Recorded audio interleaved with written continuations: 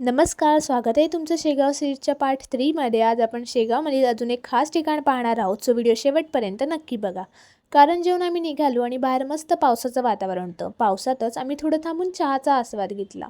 मी video काढत असताना अचानक तिथले काका मला म्हणाले, माझा पण व्हिडिओ काढ ना। आणि त्यांच्या चेहऱ्यावरचा आनंद तुम्ही बघूच शकता। यानंतर आमच्या गाडीच्या मागचं दाराचं लॉक तुटल्यामुळे आम्ही केलेला जुगाड तुम्ही इथे बघू शकता। आता आपण आलो आहोत सिद्धपीठ येथील महालक्ष्मी मंदिरात।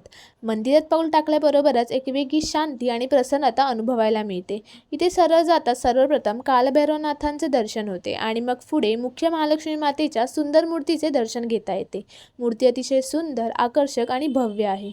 देवीचे दर्शन झाल्यावर अगदी शेजारीच व्यंकटेश म्हणजे तिरुपती बालाजी यांची मूर्ती आहे, त्यांचंही दर्शन घेतलं आणि त्यानंतर लगेच तिथेच 12 ज्योतिर्लिंग आहे, त्यांचे सुद्धा दर्शन घेतलं।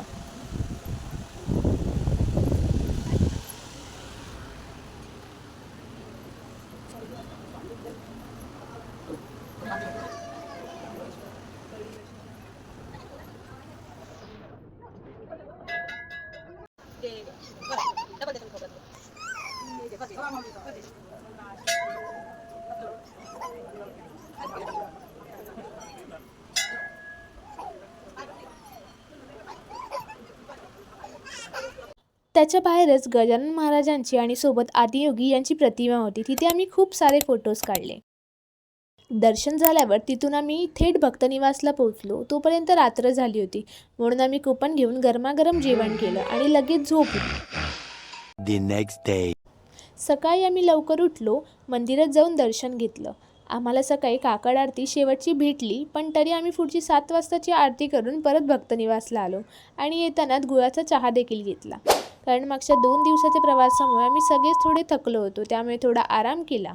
दुपारी परत मंदिरात जायला निघालो जेवणासाठी आणि इथे आप्पा काय बोलतात ते तुम्ही नीट ऐका। काय बोलायचं बोला। बसच्या टपावर ते उभे राहा, फोटो काढा मस्त। सगळीच चाललेत ते जेवायला मेंढर।